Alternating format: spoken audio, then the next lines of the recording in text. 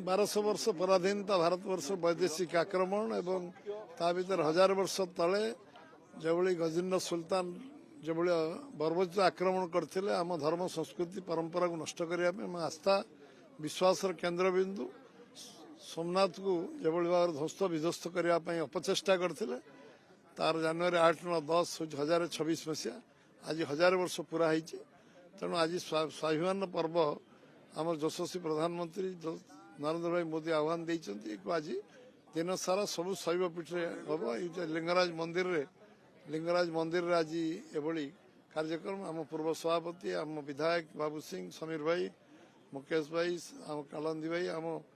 आम समस्त निरंजन भाई समस्ते आम मानस भाई समस्त उपस्थित होती कर वल्लभ भाई पटेल यशस्वी गृहमंत्री एक पुनर्निर्माण आरंभ करते स्वाधीनता पर एवं 51 मसीह राष्ट्रपति आम राजेंद्र प्रसाद उपस्थित मे मसरे सर्वसाधारण दर्शन पर खोला होता तेणु ये संघर्ष 1000 वर्ष संघर्ष जात्रा जो मैंने शहीद देले बलिदान देले मने पकड़ा ये स्वाभिमान दिवस आस्था विश्वास ऐतिह्य संस्कृति परंपरा दिवस ये पालन जो मैंने लड़ी आम आज स्वाभिमान पर्व पालन करा।